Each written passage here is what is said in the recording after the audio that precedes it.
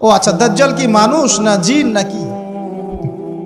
দাজ্জাল কে? এটা ফেরেশতা নাকি জিন না মানুষ? কি এটাও একটা প্রশ্নের বিষয়। কিভাবে দেখুন, আল্লাহ নবী সাল্লাল্লাহু আলাইহি ওয়াসাল্লাম বলছেন নূহ আলাইহিস সালামের সময়ও নূহ আলাইহিস সালাম তার কওমকে দাজ্জাল সম্পর্কে সতর্ক করেছেন। তার মানে পৃথিবীর সূচনা থেকে সে পৃথিবীতে ছিল এবং সে বের হবে শেষ জামানায়, এবং বের হয়ে সে তার অনুসারীদেরকে নিয়ে বিশ্বটাকে শাসন করবে। তার মানে অনেক লম্বা একটা হায়াত সে পেয়েছে। কোন জাতি এত লম্বা হায়াত পায় বলেন তো? কোন জাতি মানব জাতিকে এত লম্বা হায়াত পায়? এ একটা মিস্টেরিয়াস ক্যারেক্টার দাজ্জাল। সে কি? তারপরে দেখুন, নবী সাল্লাল্লাহু আলাইহি ওয়াসাল্লাম একটা হাদিসের মধ্যে বলেছেন যে তাকে ওই তামিম দারির ওই দ্বীপে বন্দী করে রাখা হয়েছে। আপনারা হাদিসে জানেন, দ্বীপে বন্দী থাকা অবস্থায় তাকে সাহাবীরা দেখেছেন অনেক বিশাল আকৃতিতে, ঠিক আছে? এবং সাহাবীদেরকে সে প্রশ্ন করছিল, তামিম দারিকে প্রশ্ন করছিল যে বাইসানের খেজুর বাগানে খেজুর কি ধরে? বলে হ্যাঁ ধরে। সে বলছে অচিরেই আর ধরবে না। তারপরে বলছে তাবারিয়া হ্রদে কি পানি আছে? সাহাবীরা বলছেন আছে। বলছে অচিরেই পানি থাকবে না। তোমাদের ওই উম্মি নবীর কি খবর? তখন সাহাবীরা বলছেন যে তিনি মক্কা থেকে মদিনায় হিজরত করে এসেছেন, বদরের যুদ্ধ হয়েছে, বালতির মতো তার অবস্থা, একবার এদিকে পাল্লা ভারী হয় একবার এদিকে পাল্লা ভারী হয়। মানে বদরে জিতেছেন, উহুদে বিপর্যস্ত হয়েছেন। তখন এই ব্যক্তি বলছে যে তোমাদের জন্য উত্তম হবে ওই ব্যক্তির অনুসরণ করা। দাজ্জাল এই কথা বলছে, তোমাদের জন্য উত্তম হবে ওই উম্মি নবীর অনুসরণ করা। সাহাবীরা জিজ্ঞাসা করছেন আপনি কে? তো সে বলছে যে আমি হচ্ছি দাজ্জাল। আমাকে অচিরেই এখান থেকে মুক্ত হওয়ার অনুমতি দেয়া হবে, তখন আমি এই পৃথিবীটাকে শাসন করব।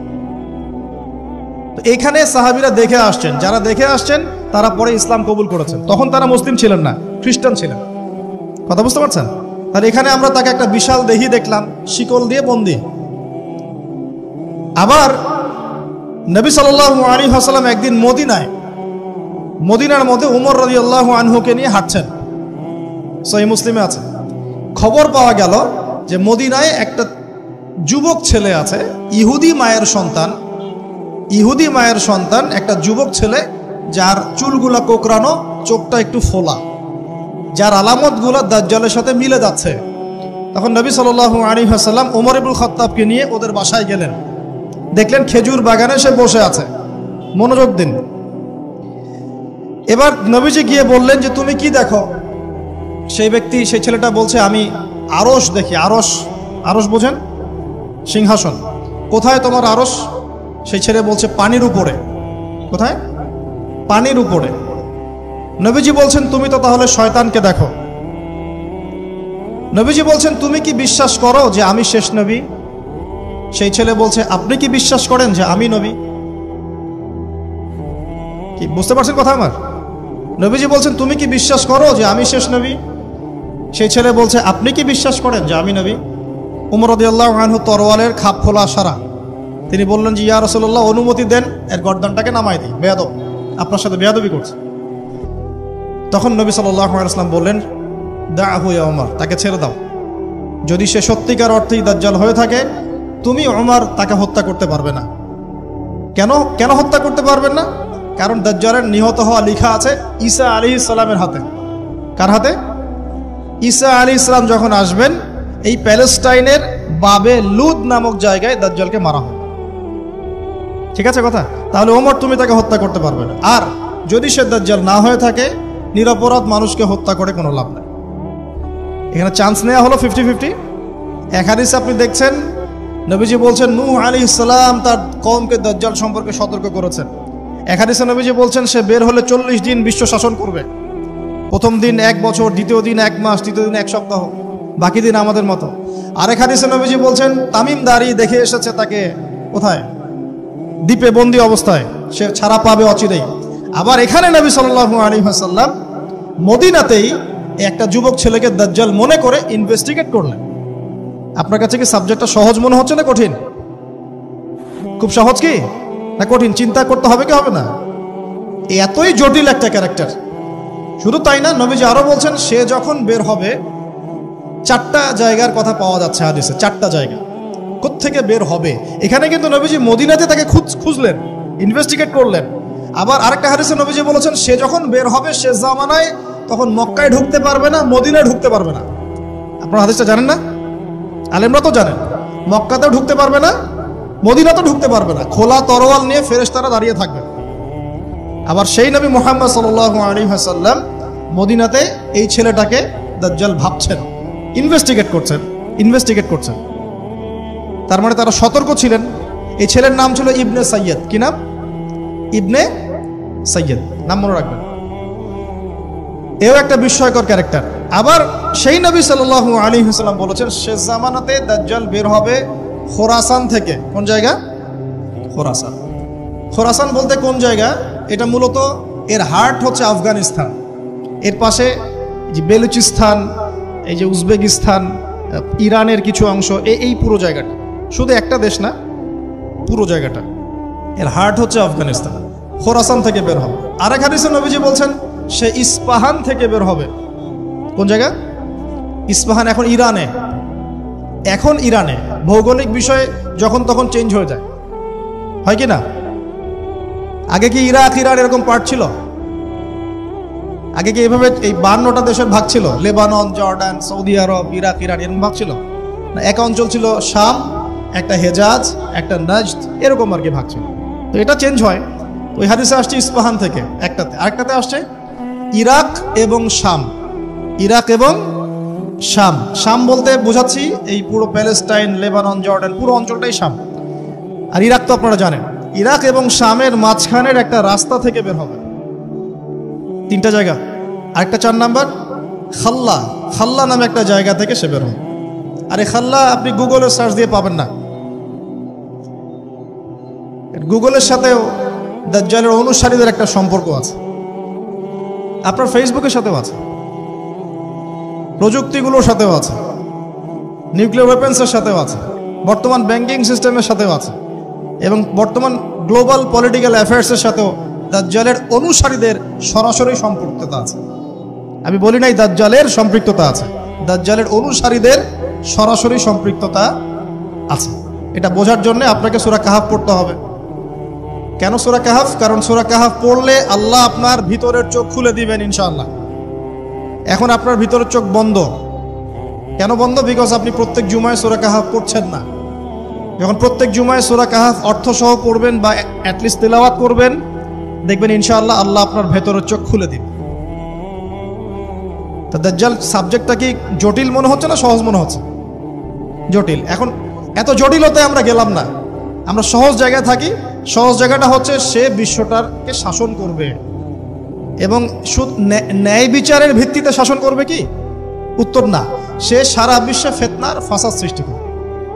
যারা তাকে ফলো করবে সে তাদেরকে সমৃদ্ধি দিবে, যারা তাকে ফলো করবে না সে তাদেরকে দুর্ভিক্ষ দিবে। বলা হচ্ছে সে খোদা দাবি করবে, সে নিজেকে খোদা দাবি করবে, বলবে আমি মাসিহ। আমি কি? মাসিহ মানে ত্রাণকর্তা। তার মূল কাজটা তাহলে জুলুমের ভিত্তিতে সারা বিশ্বটাকে শাসন করা। এই তো, সে খোদা দাবি করবে। আপনি যদি মেনে নেন তাহলে তার জান্নাতে ঢুকবেন, যদি না মানেন তাহলে তার জাহান্নামে ঢুকবেন। তার জান্নাতে ঢোকা মানে হচ্ছে আসলে জাহান্নামে ঢোকা, আর তার জাহান্নামে ঢোকা মানে হচ্ছে আসলে জান্নাতে ঢোকা। যেমন একজন যুবক ছেলেকে সে পাবে রাস্তায়, যখন বের হবে ছেলেটাকে বলবে যে তুমি কি বিশ্বাস করো যে আমি আল্লাহ? সেই ছেলে বলবে যে না, আমি বিশ্বাস করি না। সেই ছেলেটাকে শুইয়ে দিয়ে করাত দিয়ে তাকে দুই ভাগ করবে। এটা হাদিসে আসছে।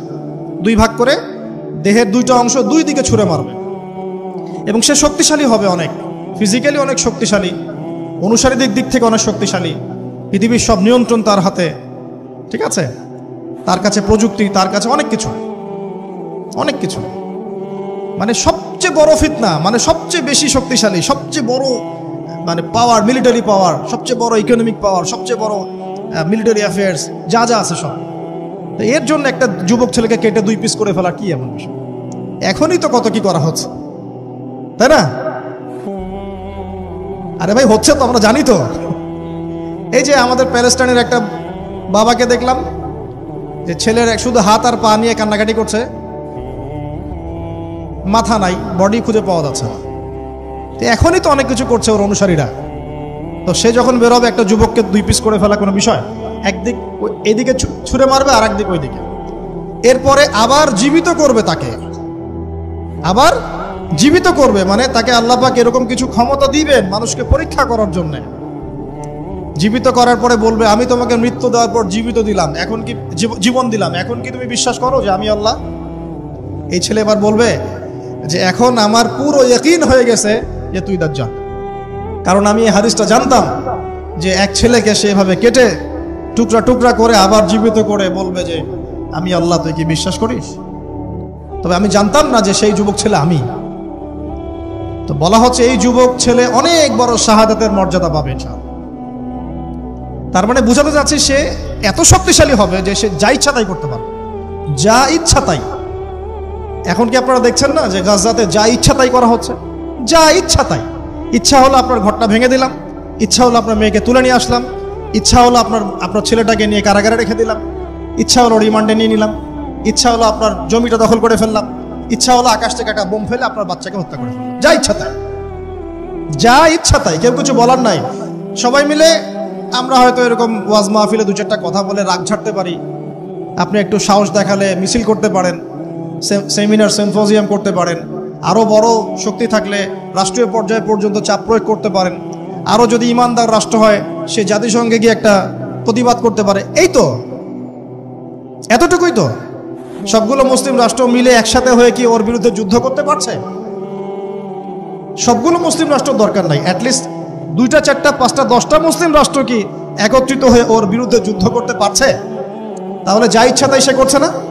এবং এত মানবতা বিরোধী অপরাধ করার পরেও বড় বড় পশ্চিমা country, specially United state of America এসে বলে দিবে যে আমি আমার মিত্রর পাশে আছি, যা ইচ্ছা তাই করুক, আমি ওর পাশে আছি। এবং কথাগুলো তারা খুব ঠান্ডা মাথায় বলে, আমাদের মতো ওই যে পলিটিক্যাল চিল্লা ফেল্লা করে কথা বলে। আমরা ওয়াজ মাহফিলে যে একদম চিল্লা চিল্লি করে গলা ফাটায় ফেলে দিই একদম, হ্যাঁ, মানুষের আবেগ বুঝে ওয়াজ করি, মানুষের আবেগ বুঝে ওয়াজ করি। জোরে জোরে বললে মানুষ জোরে জোরে ঠিক বলবে, আমার ভিউ বাড়বে। আদতে এগুলো কথা বলার আদব না, এগুলো কিন্তু কথা বলার আদব নয়। এখন বিষয়টা দেখুন, ঠান্ডা মাথায় বলে দিবে আমরা আমাদের মিত্রের পাশে আছি, তাহলে ও যা ইচ্ছা তাই করছে না? একটা ছোট রাষ্ট্র যদি যা ইচ্ছা তাই করতে পারে, দাজ্জাল করতে পারবে না? তাই মনে হয়।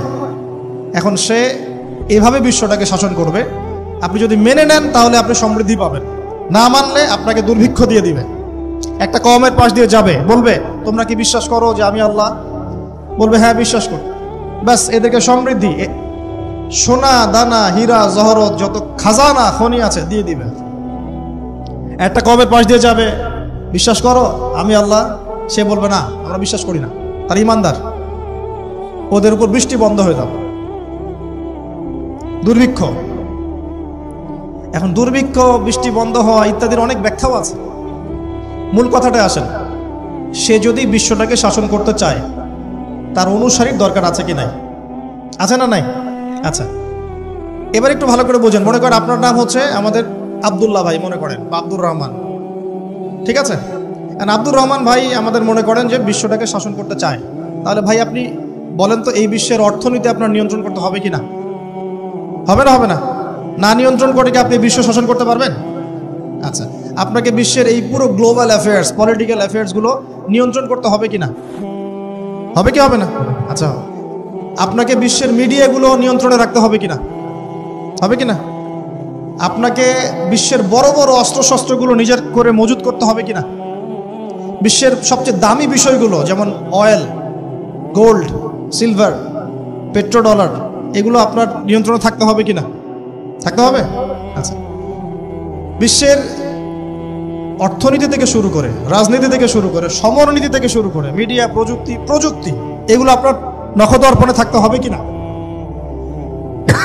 তার মানে দাজ্জাল যদি বিশ্ব শাসন করতে চায় তাকে এই প্রত্যেকটা বিষয়কে নিয়ন্ত্রণ করতে হবেই। এখন আমার প্রশ্ন, সে কাদেরকে নিয়ে বিশ্ব শাসন করবে? উত্তরটা হাদিস থেকে নিয়ে নেবেন। নবী সাল্লাল্লাহু আলাইহি ওয়াসাল্লাম বলেছেন সে ইহুদিদেরকে নিয়ে বিশ্ব শাসন করবে। মুসলমানদেরকে নিয়ে না, বৌদ্ধদেরকে নিয়ে না, খ্রিস্টানদেরকে নিয়ে না, অন্য কাউকে নিয়ে না। কাদেরকে নিয়ে? এমনকি ইস্পাহান যে শহরটার কথা এসেছে, ওই জায়গাটার থেকেও 70,000 ইহুদি তার সাথে যোগ দিবে। কত হাজার? আরো যোগ দিবে এক শ্রেণীর মেয়ে। এক শ্রেণীর মেয়ের কথা আসছে, যাদেরকে আপনি ঘরে রাখতে পারবেন না, তাদের বাবা, ভাই, স্বামী মিলেও ঘরে বেঁধে রাখতে পারবে না, ছুটে ওর সাথে যোগ দিবে। এক শ্রেণী হচ্ছে ইহুদিরা, এক শ্রেণী এরকম মেয়েরা, আরেক শ্রেণী হচ্ছে কিছু মুনাফিক, যার অন্তরে সামান্য পরিমাণ নেফাকিও থাকবে, সেও শেষে ওর সাথে গিয়ে যোগ দেবে। মূল যোগ দিবে কারা তাহলে? মূল বাহিনীটা কাদেরকে নিয়ে গঠিত বলেন? আচ্ছা, এখন আপনি আমাদেরকে বলেন, এবার আমার দিকে তাকান, ফোকাস করেন, এখান থেকে আমরা আস্তে আস্তে আস্তে আস্তে একটা কনক্লুশনে আসবো। দাজ্জালের ক্যারেক্টার বুঝেছেন, ওর ফাংশনটা কি সেটাও বুঝেছেন, কাদেরকে নিয়ে বিশ্ব শাসন করবে সেটাও জানলেন। এখন একটু লক্ষ্য করে দেখেন, আপনাকে আমি 2000 বছরের ইতিহাস এই 20 মিনিটে বলে শেষ করে দেব। কত হাজার বছর? 2000 বছর। ইহুদি কারা? ইহুদি আর বনু ইসরাইল কি এক? উত্তর না। ভালো করে কথাগুলো শোনেন, এগুলো বই পড়তে অনেক সময় লাগবে আপনার, এবং ঘাটাঘাটি করতে অনেক সময় লাগবে, খুব অল্প সময় বুঝে নেন। ইহুদি বনু ইসরাইল এক নয়। বনু ইসরাইল কাদেরকে বলা হয়? ইব্রাহিম আলাইহিস সালামের ছেলে, এক ছেলের নাম ইসমাইল, এক ছেলের নাম ইসহাক। ঠিক আছে? ইসমাইল আলাইহিস সালাম থাকেন মক্কায়, সেখানে তাকে কেন্দ্র করে একটা সভ্যতা। এই বংশে সর্বশেষ নবী মুহাম্মদ সাল্লাল্লাহু আলাইহি ওয়াসাল্লামের জন্ম। তার মানে আমরা বনু ইসমাইল। আমরা কারা? বনু ইসমাইল। আমরা মুহাম্মদ সাল্লাল্লাহু আলাইহি ওয়াসাল্লামের কওম, উম্মাহ। আর এইদিকে আরেক ছেলের নাম হচ্ছে ইসহাক, যিনি থাকেন ওই শামে, ওই প্যালেস্টাইনে, ওই জেরুজালেমে, ওই জায়গায়, ওটা শাম। ঠিক আছে? এবং ওখানে তিনি তার বংশ বিস্তার হচ্ছে। তার ছেলের নাম হলো ইয়াকুব। কি নাম? ইয়াকুব আলাইহিস সালামের আরেক নাম হলো ইসরাইল। ইয়াকুব আলাইহিস সালামের আরেক নাম কি? ইসরাইল। এবং তার সন্তানদেরকে বলা হয় বনু ইসরাইল। তার সন্তান অনেক। এই সন্তানদের মধ্যে একজনের নাম ইউসুফ। ঠিক আছে? তারপরে আসছে পরে ইউনুস। এই বনু ইসরাইলের মধ্যেই দাউদ, মূসা, সুলাইমান, ঈসা ইবনে মারিয়াম। বলা হয় 1,24,000 নবী রাসূলের মধ্যে বেশিরভাগই এখানে এসেছে। তাহলে বনু ইসরাইল বলা হচ্ছে এই কওমটাকে। তা ওদের নাম বনু ইসরাইল থেকে ইহুদি হলো কখন? যখন তারা ঈসা আলাইহিস সালামকে স্বীকার করলো না তখন। ঈসা আলাইহিস সালাম কি তাদের মধ্যে আসেন নাই? সেই ঈসা আলাইহিস সালামকে যখন তারা অস্বীকার করলো, তখন তাদের নাম আল্লাহ পাক এই বনু ইসরাইল থেকে পরিবর্তন করে হাদু দিয়েছেন কোরআনে। কুল ইয়া আইয়ুহাল্লাযীনা হাদু ইন যাআমতুম আন্নাকুম আউলিয়াউ লিল্লাহি মিন দুনিন নাস ফাতামান্নাউল মাউত। আছে না কোরআনে? অনেক জায়গা আছে। আল্লাহ পাক তখন তাদেরকে আর বনু ইসরাইল বলছেন না, বলছেন ইয়াহুদ। কি বলছেন? এই যে নাম আসলো ইহুদি। তো বনু ইসরাইল এবং ইহুদি এক নয়। বনু ইসরাইলরা ভালো ছিল এবং তারা ওই সময়কার মুসলিম ছিল। যখন তারা আল্লাহ পাকের আনুগত্য করেছিল, আল্লাহ পাক তাদেরকে সমৃদ্ধি দিয়েছিলেন, ঠিক আমাদের মতোই। আর যখন তারা আল্লাহ পাকের আনুগত্য করে নাই, পথভ্রষ্ট হয়ে যায়, আল্লাহ পাক তাদেরকে শাস্তি দিয়েছে। এক পর্যায়ে তারা যখন নবীদেরকে হত্যা করা শুরু করেছিল, অনেক নবীকে হত্যাও করেছে। যেমন জাকারিয়া আলাইহিস সালামকে তারা হত্যা করেছে, ইয়াহইয়া আলাইহিস সালামকে হত্যা করেছে। সূরা ইয়াসিন পড়ে দেখেন, ওখানে একই দিনে 3 জন নবীকে হত্যা করা হয়েছে। পড়ে দেখেন। তো মূল কথা হচ্ছে, নাম চেঞ্জ হলো কখন? যখন তারা সত্য থেকে পথভ্রষ্ট হয়ে গেল, ঈসা আলাইহিস সালামকে তারা অস্বীকার করলো, তখন আর বনু ইসরাইল নয়, ইয়াহুদ। এখন তাদের মধ্যে একজন অন্যতম নবী ছিলেন দাউদ আলাইহিস সালাম। কি নাম? বলেন নাম, মুখস্থ করেন। তাদের নাম কি? আচ্ছা, দাউদ আলাইহিস সালাম ছোট, তখন 14-15 বছর বয়স হবে। আল্লাহ পাক মূসা আলাইহিস সালামকে বলেছিলেন, তুমি তোমার সম্প্রদায়কে নিয়ে এই জেরুজালেমে যুদ্ধ করবে। কাকে বলেছেন? মূসা আলাইহিস সালামকে। তুমি মূসা আলাইহিস সালাম তোমার সম্প্রদায়কে নিয়ে এই জেরুজালেমে গিয়ে যুদ্ধ করো।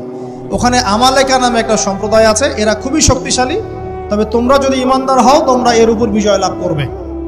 এর আগ পর্যন্ত এরা কিন্তু ওখানে ঢুকতে পারে নাই। কথা বুঝতে পারছেন? আল্লাহ পাক শর্ত দিলেন, যদি যুদ্ধ করে জয় করতে পারো তাহলে তোমাদের এই জায়গাটা তোমাদের। তো মুসা আলাইহিস সালাম বললেন তার কওমকে, চলো যুদ্ধ করি। তো মুসা আলাইহিস সালামের কওম বলছে, ইযহাব আনতা ওয়া রাব্বুকা ফাকাতিলা ওয়া ইন্না হাহুনা কাঈদুন। এই মুসা, তুমি যাও আর তোমার রব গিয়ে যুদ্ধ করো, আমরা এখানে বসে থাকলাম। কথা কি বুঝতে পারেন নাই? মানে এরা কোন কওম? ওই যে ফেরাউনকে ডুবে মরতে দেখেও বিশ্বাস করে না, বাছুর পূজা শুরু করে, আল্লাহ পাক একটার পর একটা নিদর্শন দেখান, তাও অস্বীকার করে। তাওরাত নিতে গিয়েছেন মুসা আলাইহিস সালাম, এসে দেখেন তারা বাছুর পূজা শুরু করেছে। মান্না সালোয়া আল্লাহ দিচ্ছেন, তাও অস্বীকার করে। মৃত থেকে জীবিত করেন, তাও অস্বীকার করে। শেষমেশ বলে বসলো যে, ইয়া মুসা লান নুমিনা লাকা হাত্তা নারাল্লাহ জাহরা। হে মুসা, আমরা তোমার প্রতি বিশ্বাস করব না যতক্ষণ আল্লাহকে সামনে দেখাচ্ছ আমাদের চোখ দিয়ে। এটা সেই জাত যে নবীদেরকে এত কষ্ট দিয়েছে। মুসা আলাইহিস সালাম যখন বললেন চলো, আল্লাহ পাক যুদ্ধের কথা বলেছেন, ওটা যুদ্ধ করে জয় করতে পারলে আমাদের হয়ে যাবে। তো বলছে ওখানে আমালেকা সম্প্রদায় আছে এত বড় শক্তিশালী, তুমি যাও, তোমার রব গিয়ে যুদ্ধ করো, আমরা এখানে বসে আছি।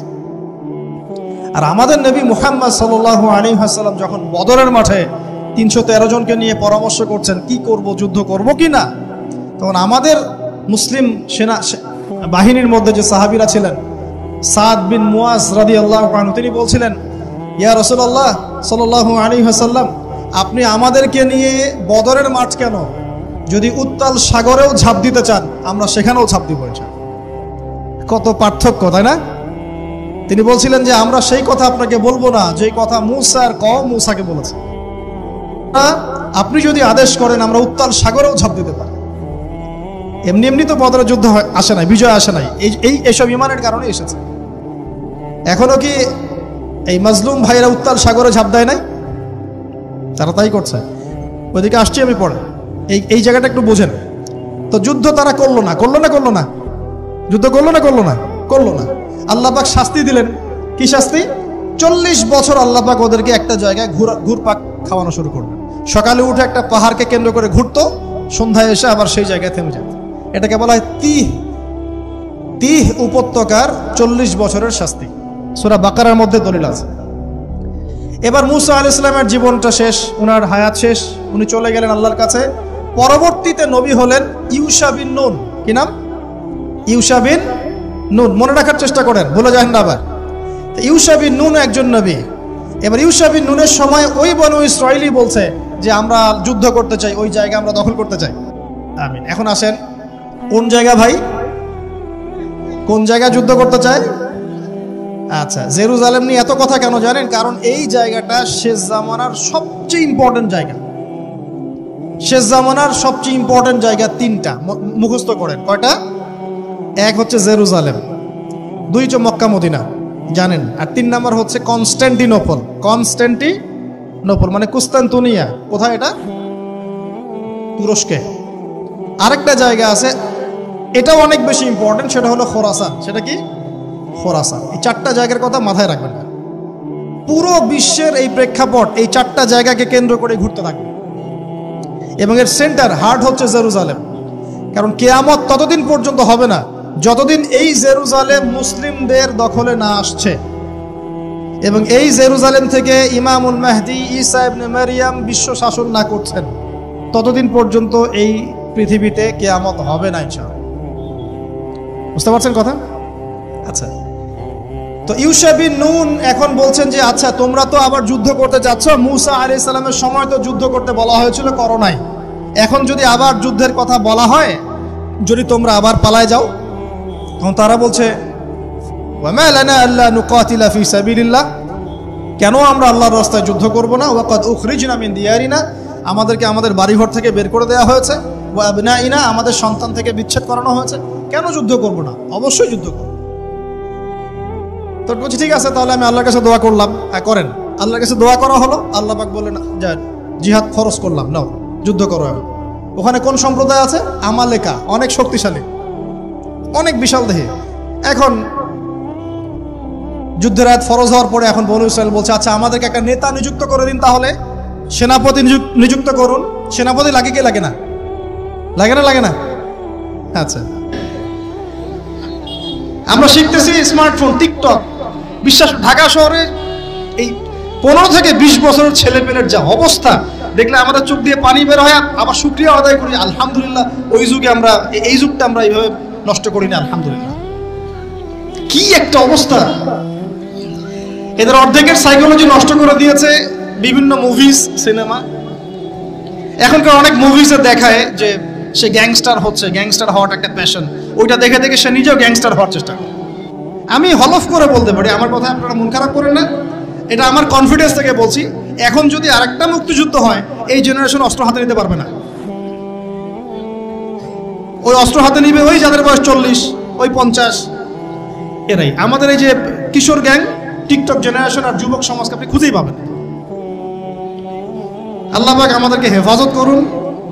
আর এটার জন্য ভাই, আমাদের যাদের দাড়ি পেকে গেছে আমরা দায়ী সমানভাবে। কারণ আপনি নিজের ফিকির করেছেন, আপনার সন্তানের ফিকির কোথায়? আপনার ছেলে সারা রাত পর্ন দেখে, আপনার মেয়ে সারাদিন ছেলেদের সাথে কথা বলে, আপনার মেয়ে ছেলে যে ডেট করতেছে এইখানে ওইখানে, জেনা করতেছে, মদ খাচ্ছে, গাড়ি নিয়ে ধুমসে ড্রাইভ করতেছে মেয়েকে নিয়ে। আপনি মনে করতেছেন বাচ্চা ছোট আছে, বড় হলে ঠিক হয়ে যাবে। সুবহানাল্লাহ। আপনি বাচ্চাকে পড়াচ্ছেন না, কোরআন শেখাচ্ছেন না, হাদিস শেখাচ্ছেন না। জেনারেল লাইনে যে পড়াচ্ছেন, জেনারেল লাইনে পড়াশোনা করার পরে সে হচ্ছেটা কি? কি শিখলো? স্যারকে দেখলে থাপ্পড় মারে। এখনকার ছেলেপেলে অনেকে স্যারকে সম্মান করেন। স্যার নকল ধরে ফেলেছে, স্যারকে এক থাপ্পড় দিল। গুন্ডামি শিখেছে, গুন্ডামি। আদব, সবর, নীতি নৈতিকতা এগুলো নাই, উঠে যাচ্ছে দিন দিন। আমি আসলে ওয়াজ করবো কি নিয়ে? দাজ্জাল তো অনেক বড় ইস্যু। সত্যি কথা বলতে দেখেন, আমরাও স্কুলে পড়েছি, কলেজে পড়েছি, কিন্তু আমরা তো বেয়াদব ছিলাম। বেয়াদবি এক জিনিস আর দুষ্টামি এক জিনিস। আমরা দুষ্ট ছিলাম, খুব দুষ্ট ছিলাম, দুরন্ত। খেলাধুলা পছন্দ করতাম, দুরন্ত, দুষ্টামি করতাম। স্যারদের সাথে আমাদের একটা ফ্রেন্ডলি সম্পর্ক ছিল, বন্ধুর মতো। কিন্তু আমরা কখনো বেয়াদবি করি না। এখন দেখবেন ওয়াজে আলেমদের সামনে গিয়ে বেয়াদবি করতেছে। ওলামায়ে কেরামের সামনে যে একটু মানে ভদ্রভাবে কিছু কথা বলে, মাসালা জিজ্ঞাসা করে, ওখানেও গিয়ে বেয়াদবি করতে, কথা বলাই জানে না কিভাবে কথা বলতে হয়। আল্লাহর ওয়াস্তে ভাই, আকীদার আমলের এই যে আখলাকের সংশোধন করেন, না হলে আমাদের সামনে মহা বিপর্যয় অপেক্ষা করছে। আল্লাহ পাক আমাদের সবাইকে কথাগুলো বোঝার তৌফিক দান করুন, বলি আমিন। অনেক লম্বা হয়ে যাবে, ওদিকে যাচ্ছি না, মূল জায়গা থেকে একটু শেষ করে দেব। আপনারা অনেকক্ষণ ধরে অপেক্ষা করছেন, একটু খেয়াল করেন। তাহলে ইউশা বিন নুনের কাছে এখন এরা বলছে নেতা দাও, নেতা। তো ইউশা বিন নুন বলছে ঠিক আছে, আমি দোয়া করলাম। আল্লাহ পাক তালুতকে নেতা বানালেন। কাকে? তালুত। এখন বনু ইসরাইল বলছে ওর নেতৃত্ব আমরা মানি না। কেন মানো না? যে ওর তো টাকা পয়সা নাই, ওর তো স্ট্যাটাস নাই। যে আমাদের কাছে নেতৃত্বের মানদণ্ড যেগুলা, আমরা টাকা পয়সা দেখে নেতা বানাই না। আপনার টাকা নেই, আপনি নেতা হতে আসছেন কেন? আপনার স্ট্যাটাস নাই, আসছেন কেন? ও বনু ইসরাইল একই কথা বলছে, ওর তো টাকা নাই, স্ট্যাটাস নাই, নেতা হবে কেন? তখন আল্লাহ পাক বলছেন যে ওয়াজাদাহু বাসতাতান ফিল ইলমি ওয়াল জিসম। আল্লাহ পাক তো তালুতকে দুটো কোয়ালিটি দিয়েছেন। আল্লাহ পাক তাকে শারীরিক শক্তি দিয়েছিলেন এবং জ্ঞান দিয়েছেন, প্রজ্ঞা এবং জ্ঞান দিয়েছেন। তার নেতৃত্বের মানদণ্ড কয়টা এখানে পেলেন? দুটা। শারীরিক শক্তি থাকতে হবে ঠিকঠাক, ফিজিক্যালি স্ট্রং না হলে তো সে ডিল করতে পারবে না। আর মেধা থাকতে হবে, জ্ঞান। তা আসলে কি এই দুইটা এখন নেতৃত্বের মানদণ্ড? সুবহানাল্লাহ। অদ্ভুত সিস্টেম বিশ্ববাসীকে দেওয়া হয়েছে। বিশ্ববাসীকে একটা অদ্ভুত সিস্টেম দেওয়া হয়েছে। একজন মেজর, একজন কর্নেল, একজন বিসিএস ক্যাডার মানুষ এমন একজন মানুষকে স্যালুট করে যে মানুষটা অক্ষর জ্ঞান নাই, নামও স্বাক্ষর করতে পারে না, এবং সে বিভিন্ন জায়গায় দুর্নীতি করে আসছে, টাকা পয়সা লুটপাট করে আসছে। একজন বিসিএস ক্যাডার এবং একজন আর্মি অফিসার, একজন জেনারেল, একজন মেজর তাকে স্যালুট করতেছে। কি সিস্টেম!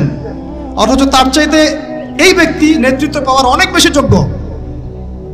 জ্ঞান তার আছে এবং শারীরিক শক্তি তার আছে, তার প্রশিক্ষণ আছে, সবকিছু তার মধ্যে আছে। কি সিস্টেম বিশ্ববাসীকে দেওয়া হয়েছে! সুবহানাল্লাহ। আমি ফিলোসফিও পড়েছি অনেকদিন।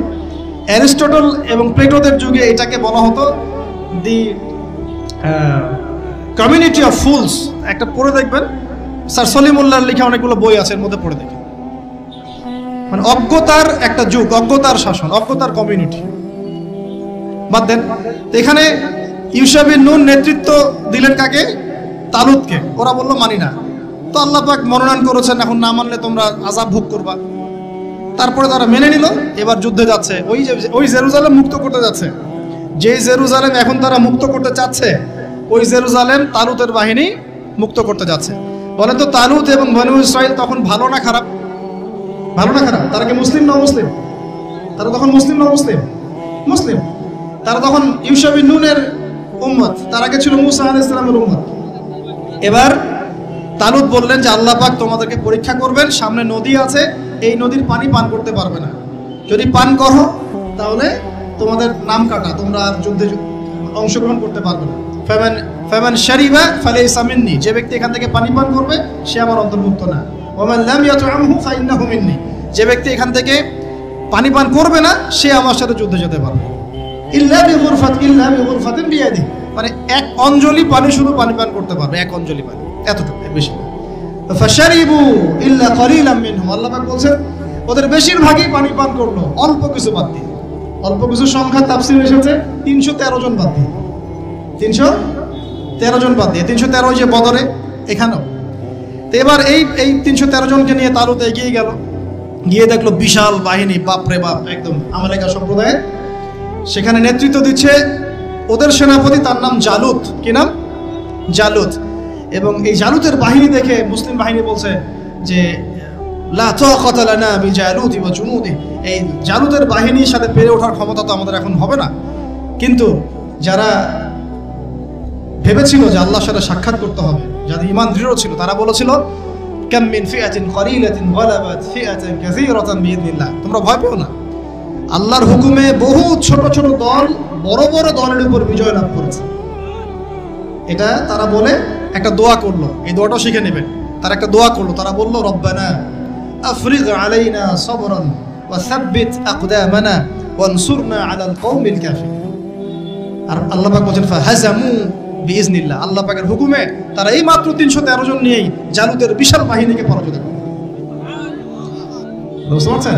এবং এই বাহিনীতে দাউদ আলাইহিস সালামও ছিলেন, তখন তিনি ছোট। এই জালুতকে হত্যা করেছে দাউদ আলাইহিস সালাম। হ্যাঁ, ওয়াকাতালা দাউদ জালুত, দাউদ আলাইহিস সালাম জালুতকে হত্যা করলেন। কিভাবে হত্যা করলেন সেটা আসছে, যে এই গুলতি নিক্ষেপ করেছিল দাউদ আলাইহিস সালাম, আর তার চোখে গিয়ে লাগে জালুতের, এতেই জালুত মারা যায়। তো এখন মূল কথাটা হচ্ছে, দেখুন এই বনু ইসরাইল এই যুদ্ধে জয়লাভ করে এই বাইতুল মুকাদ্দাস বা জেরুজালেম জয় করলো। এই যে তারা প্রথমবার এখানে ঢুকলো, এর আগ পর্যন্ত কিন্তু ঢুকতে পারে না। এবার আল্লাহ পাক তাদেরকে বললেন তোমরা এখানে যদি আমার আদেশগুলো মেনে চলো, এই জায়গা তোমাদেরই, তোমরা এখানে থাকবে, কিন্তু যদি তোমরা আদেশ না মানো, আমার বিরুদ্ধাচরণ করো, তোমাদেরকে এখান থেকে বের করে দেব। আর আল্লাহ পাক এটা বলেও দিলেন লা তুফসিদুন্না ফিল আরদি মাররাতাইন, তোমরা কিন্তু দুইবার সীমা লঙ্ঘন করবা, আমি কিন্তু সতর্ক করছি তোমাদেরকে। কয়বার? দুইবার। এবার দাউদ আলাইহিস সালামের সময় তারা খুব সুন্দর ছিল, একদম রুলিং স্টেট। বলা হয় যে দাউদ আলাইহিস সালামের সময় তারা ওই জেরুজালেম থেকে বিশ্বকে শাসন করেছে। ঠিক আছে? দাউদ আলাইহিস সালামের পরে আসলো তার ছেলে সুলাইমান, নাম কি? সুলাইমান আলাইহিস সালাম। এই সময় আরো সমৃদ্ধি লাভ করলো, এত সমৃদ্ধি যে বাতাসের উপর নিয়ন্ত্রণ। জিনরা ডুবুরির কাজ করে পাথর এনে দেয়, জিনরা ডুবুরির কাজ করে মণিমুক্তা এনে দেয়। জিনদেরকে দিয়ে এই যে বাইতুল মুকাদ্দাস তিনি নির্মাণ করালেন আবার, তাই না? এই যে বাইতুল মুকাদ্দাসের কথা বলছি। তারপরে বাতাসকে যদি বলেন এখান থেকে আমাকে নিয়ে যাও, 1 মাসের পথ এক বেলায় চলে যাচ্ছে। পিঁপড়া হাঁটছে, সুলাইমান আলাইহিস সালাম পিঁপড়ার ভাষা বোঝেন, পাখির ভাষা বোঝেন, তারা তেলাওয়াত করেন, মাছ এসে তেলাওয়াত শুনে। মানে এমন একটা সভ্যতা, এই সভ্যতা পৃথিবীতে আসেনি কখনো। এবং আপনি যতই সায়েন্স এন্ড টেকনোলজির কথা বলেন না কেন, এই লেভেলে আপনি যেতে পারবেন না, কখনো পারবেন না। কারণ সুলাইমান আলাইহিস সালাম একটা দোয়া করেছিলেন, রব্বি হাবলি মুলকান, আল্লাহ আমাকে এমন রাজত্ব দান করো, লা ইয়ামবাগি লি আহাদ, যেমন রাজত্ব আপনি কাউকে দেন নাই কখনো। পৃথিবীর ইতিহাসে সুলাইমান আলাইহিস সালামের মতো রুলিং স্টেট কোনোদিনও ছিল না, আসবেও না। তো সুলাইমান আলাইহিস সালাম এবং তার অনুসারীরা তখন ভালো ছিলেন এবং জেরুজালেম থেকে তারা বিশ্ব শাসন করেছেন। এবার শুরু হলো তারপরে এদের অধঃপতন শুরু হতে হতে এমন একটা জায়গায় চলে গেল যে জেনা, এই মদ খাওয়া, এই সুদ খাওয়া, এই মানুষকে হত্যা করা, এমনকি নবীদেরকে হত্যা করা, এমন কোনো পাপ নাই করতে বাকি রাখলো না। এমন কোনো পাপ নাই, মানে নবীদেরকে পর্যন্ত জবাই করে হত্যা করেছে। আর কি কিছু বলতে হবে? আল্লাহ পাক ওই যে ওয়াদা করেছিলেন যদি ফাসাদ সৃষ্টি করো এখান থেকে বের করে দেব। এবার আল্লাহ পাক একটা বাহিনী পাঠালেন। এই বাহিনীটা পাঠিয়েছেন ইরাকের ব্যাবিলন থেকে। কোন জায়গা? ইরাকের ব্যাবিলন। এই বাহিনীর রাজার নাম ছিল নেবুজাদ নেজার। কি নাম বলেন? নেবুজাদ নেজার। সে ছিল মূলত অগ্নি পূজারী আর কি। তার একটা সভ্যতা, ব্যাবিলনের সভ্যতা। ব্যাবিলনের সভ্যতা কিন্তু অনেক প্রাচীন। এবার তারা গিয়ে কি করলো, এই বনু ইসরাইল যারা পথভ্রষ্ট হয়ে গেছে এদেরকে এমন মায়ের ওখানে জেরুজালেমে গিয়ে একটা একটা করে সেখান থেকে ওরা বের করে দিল, দিয়ে ওদেরকে ওই জেরুজালেমের যে মসজিদ, ওখানকার ফল ফসল যা আছে সব ডিস্ট্রয়, ম্যাসাকার করে ফেলল। এখন ওরা যা করতেছে গাজার সাথে এরকম কাজ এর চেয়েও ভয়ঙ্কর। নেবুজাদ নেজার একটা একটা করে ধরে ধরে কেটে কেটে ফেলল। আর বাকি যারা বেঁচে ছিল এদেরকে দাস বানিয়ে শিকল দিয়ে পেঁচিয়ে ব্যাবিলনে নিয়ে গেল। তাহলে দেখেন, রুলিং স্টেট থেকে বনু ইসরাইল চলে আসলো এখন কোথায়? ব্যাবিলনে, দাসত্বের শৃঙ্খল। আর তাদের ওই ফকর থাকলো না, শেষ। কারণ আল্লাহ ওয়াদা করেছিলেন ভালো থাকলে ভালো থাকবা, খারাপ করলে খারাপ। যেমন আল্লাহ পাক আমাদের সাথে ওয়াদা করেছেন না, উম্মতে মুহাম্মাদি যদি আমার আনুগত্য করো, মুহাম্মদ সাল্লাল্লাহু আলাইহি ওয়াসাল্লামের আনুগত্য করো, তোমরাই বিশ্বের নেতৃত্ব দিবে। আর যদি না করো, ওই যে তোমাদের উপর কাফেরদেরকে চাপাই দেবে, তাই না? এখন এরকমই আল্লাহ পাকের সুন্নত একদম সেম। ইতিহাস খালি ঘুরছে আর ঘুরছে, কখন ওদের পাল্লায় কখন আমাদের পাল্লায়। বিশ্বের ইতিহাসটা একদম প্যারালাল, খেয়াল করে দেখবেন। এবার এই ব্যাবিলনে চলে আসার পরে এরা দাস, কাজ করলে খাইতে পারে, না করলে খাইতে পারে না। দেখেন কোন জায়গা থেকে আল্লাহ কোথায় নিয়ে আসলেন। আজকে আমরা যে 1200 বছর ওয়ার্ল্ডটাকে শাসন করেছি, কেউ বিশ্বাস করবে এখন? আমরা যে মুসলিম উম্মাহ প্রায় 1200 বছর মুহাম্মদ সাল্লাল্লাহু আলাইহি ওয়াসাল্লামের পর থেকে এই বিশ্বটাকে আমরা শাসন করছি, এখন কেউ বিশ্বাস করবে? এখন যদি পশ্চিমারা বলে যে তোমাদেরকে স্যাংশন দিয়ে দিব, ব্যাস তখন আমাদের দেখা যায় যে সমস্যা হতে পারে। কেউ যদি বলে তোমরা যদি বাড়াবাড়ি করো টাকার মান কমে যাবে, আমরা বলি বাপরে বাপ, তাহলে তো বাড়াবাড়ি করা যাবে না। আমরা কি ওদের উপর রুল করতে পারি এখন? সরাসরি কথা বলেন না, পারি না।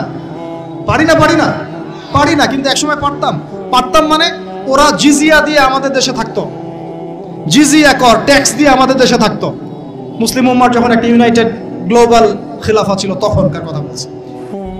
তো এভাবে পালা বদল হয়। তো ওরা কখনো ভাবতে পারে নাই যে ব্যাবিলনে এসে এইভাবে জেলের জীবন কাটাতে হবে। কেন? অবাধ্যতার কারণ। এবার আল্লাহ পাক তাদেরকে আরেকটা সুযোগ দিলেন। কি দিলেন? আরেকটা সুযোগ দিলেন। ব্যাবিলনে বসে বসে ওরা আলোচনা করে যে আমাদের কিন্তু একজন মাসিহ আসবে। কে আসবে? মাসিহ মানে হচ্ছে ত্রাণকর্তা। এই মাসিহ যখন আসবে আমরা আবার সেই জায়গা ফিরে পাবো। কি করবো আবার?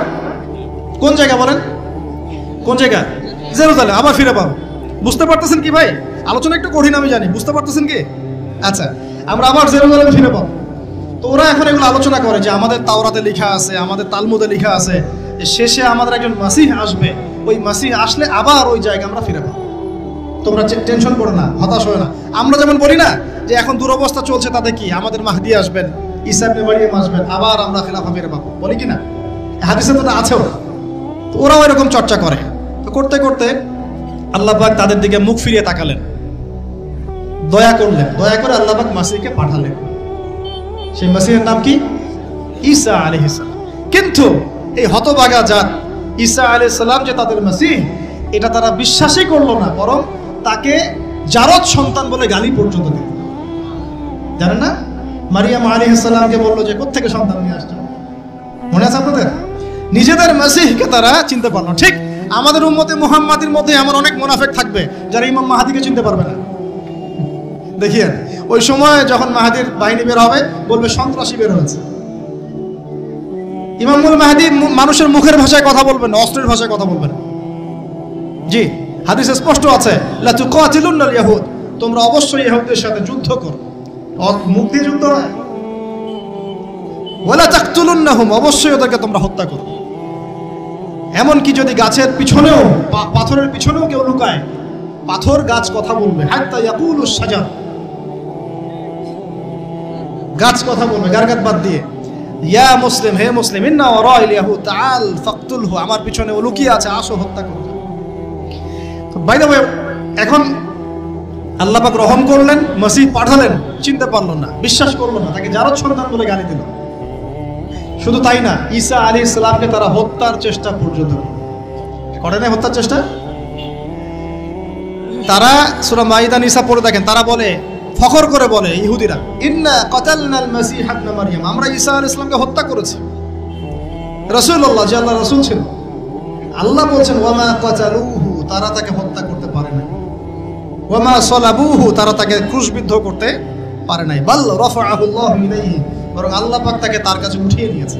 ওয়ালাকিন শুববিহা লাহু, কিন্তু ওরা ধোঁকা খেয়েছিল, মনে হয়েছিল তিনি মনে হয় মাসিহ, আসলে সে মাসিহ ছিল না। আল্লাহ পাক তাকে উঠিয়ে নিয়েছেন এবং শেষ জামানায় তাকে আবার পাঠাবেন। কেন পাঠাবেন? কারণ তার কাজ এখনো বাকি আছে। তার কাজ হচ্ছে সত্যিকারের মাসিহ মিথ্যায় প্রতারক দাজ্জালকে হত্যা করবে এবং এই জেরুজালেম থেকে ঈসা আলাইহিস সালাম আবার ইসলামী খেলাফা বাস্তবায়ন করবে। এটা তার কাজ এখনো বাকি আছে। এই কারণে তিনি যখন আসবেন, তিনি বিয়ে শাদী করবেন, তার সন্তান হবে, আর ইন্তেকালের পরে তাকে দাফন করা হবে আল্লাহর নবী সাল্লাল্লাহু আলাইহি ওয়াসাল্লামের কবরের পাশে, রওজা মোবারকের পাশে। তার কাজ এখনো বাকি আছে। তারা মাসিহকে চিনতে পারলো না। এবার আল্লাহ পাক আবার শাস্তি দিলেন, লা তুফসিদুন্না ফিল আরদি মাররাতাইন, তোমরা দুইবার ফাসাদ সৃষ্টি করবে। এবার কার হাতে শাস্তি দিলেন? এবার রোমানদের হাতে। ওই যে রোমক সভ্যতা, রোমানদের ইতিহাস পড়েছেন তো আপনারা, ওরা সুপার পাওয়ার ছিল তখন। রোমানদের যে নেতৃত্ব দিয়েছে তার নাম ছিল হেরাক্লিয়াস, সম্ভবত টাইসার, এরকম একজন সেনাপতি ছিল তাদের। আমি নামটা এই মুহূর্তে ভুলে গেছি। যাই হোক, রোমানরা তখন এসে 70 খ্রিস্টাব্দের কথা, মানে ঈসা আলাইহিস সালামের জন্মের, মানে ঈসা আলাইহিস সালামের নবী হয়ে আসার পরে আর 70 বছর পরের কথা, যখন তারা স্বীকার করলো না, এই রোমান বাহিনী এসে ওই যে আগে যেমন ব্যাবিলনের বাহিনী গিয়ে ওদেরকে ম্যাসাকার করেছিল, এই রোমান বাহিনী গিয়ে ওদেরকে পুরো ম্যাসাকার করলো। আবার এই জেরুজালেম ধ্বংস হলো, মসজিদ ডিস্ট্রয় হলো, ওদেরকে হত্যা করা হলো, দাসত্ব শৃঙ্খলা আবদ্ধ করলো, এভাবে ওদেরকে আবার ম্যাসাকার করা। দুইবার আল্লাহ শাস্তি দিলেন। তবে এবার তারা দাসত্বের শৃঙ্খলা আবদ্ধ হয় নাই, বিশ্বের বিভিন্ন জায়গায় ছড়িয়ে ছিটিয়ে গেছে। কোথাও 10 জন, কোথাও 20 জন, কোথাও 50, কোথাও 100, এভাবে আস্তে আস্তে ছড়িয়ে ছিটিয়ে গেছে। ওরা আর এক জায়গায় থাকতে পারে না। ওদের একটা অংশ গিয়ে মদিনায় আশ্রয় নিয়েছে। কোথায়? মদিনা, যার নাম ইয়াসরিব। ওই সময়কার কথা বলছি, কিন্তু প্রায় 1400 বছর আগের কথা বলছি আমি, 1500, 1000 বছর, 2000 বছর আগের কথা বলছি। মদিনায় আশ্রয় নিয়েছে 3টা গোত্র, বনু কুরাইজা, বনু কাইনুকা, বনু নাজির। আমার সাথে বলেন একটা, বনু কুরাইজা, বনু কাইনুকা, বনু নাজির। কোথায় আছে ওরা বসে? মদিনায়। কেন মদিনায়? কারণ ওই যে তাওরাতে আছে, মাসিহকে তো স্বীকার করলো না, শেষ জামানে একজন নবী আসবে, সে ওই আরব থেকে আসবে, অপেক্ষা করছে মদিনায়, যে সেই নবী আসলে ইসলাম কবুল করে আমরা আবার সমৃদ্ধি হব। কথা বুঝতে পারছেন? তারা অপেক্ষা করছে ওখানে মুহাম্মদ সাল্লাল্লাহু আলাইহি ওয়াসাল্লামের জন্যই। আল্লাহর নবী আসলেন, 13 বছর মক্কায় দাওয়াতি কাজ করলেন, করে মদিনায় হিজরত করে গেলেন, তাদেরই দরজায় গেলেন, তাদের সাথে দেখা করলেন, তাদেরই কেবলায় 17 মাস নামাজ পড়লেন। তাদের কেবলা মানে বাইতুল মুকাদ্দাস, বা 16 মাস বা 17 মাস নামাজ পড়লেন। কিন্তু তারপরেও ঠিক যেমন করে তারা ওদের মাসিহকে চিনতে ব্যর্থ হলো, একইভাবে তারা মুহাম্মদ সাল্লাল্লাহু আলাইহি ওয়াসাল্লামকেও চিনতে ব্যর্থ হলো। না মাসিহকে গ্রহণ করলো, না মুহাম্মদ সাল্লাল্লাহু আলাইহি ওয়াসাল্লাম। ব্যাস, এরপরে শত্রুতা শুরু হলো। আপনারা জানেন, আল্লাহর নবীকে বারংবার তারা হত্যার চেষ্টাও করেছে। আল্লাহ নবী বনু নজিরের দেয়ালে হেলান দিয়ে আছেন, উপর থেকে পাথর ফেলে হত্যা করার চেষ্টা করা হয়েছে। খাইবারে নবী যুদ্ধ করতে গিয়েছেন, তাকে বিষ পান করে প্রয়োগ করে হত্যা করার চেষ্টা করা হয়েছে। তাহলে ওদের চরিত্র কি বদলালো? বদলিয়েছে? বদলায় নাই। আপনারা কি ওদের পটভূমি বুঝতে পারছেন, ইতিহাস? এবার নবী সাল্লাল্লাহু আলাইহি ওয়াসাল্লামকে আল্লাহ পাক যুদ্ধের আদেশ করলেন। আল্লাহ নবী সাল্লাল্লাহু আলাইহি ওয়াসাল্লাম একটা করে ইহুদি কওমের এগেইনস্টে যুদ্ধ করলেন, একটা করে। প্রথমে বনু কুরাইজা, বনু কাইনুকাকে বের করে দেওয়া হলো, তারপরে বনু নাজিরকে বের করে দেওয়া হলো, তারপরে বনু কুরাইজাকে বের করে দেওয়া হলো, সর্বশেষ খায়বারে গিয়ে একটা করে ইহুদিকে ওখান থেকে বের করে দেওয়া। 4টা গোত্রকে বের করা হয়েছে। প্রতিটা বাড়ি ওদের খেয়ানতের কারণে, মদিনা সনদের চুক্তি ভঙ্গ করার কারণে। ওদের চরিত্রটাই এমন ছিল। আমরা চুক্তিবদ্ধ ছিলাম যে আমরা তোমার সাথে যুদ্ধ করব না, তোমরা আমার সাথে যুদ্ধ করবে না, আমাদের শত্রুদের বিরুদ্ধে তোমরা তাদেরকে সাহায্য করতে পারবে না। কিন্তু এই ইহুদিরা কুরাইশদেরকে সাহায্য করে, ওদের সাথে আঘাত করে আমাদের বিরুদ্ধে গদ্দারি করেছে। এই কারণে আমরা কি জুলুম করেছিলাম? আল্লাহ পাক কি জুলুম করতে পারেন? এবার তাদেরকে বের করে শুরু দেয়াই হয় নাই।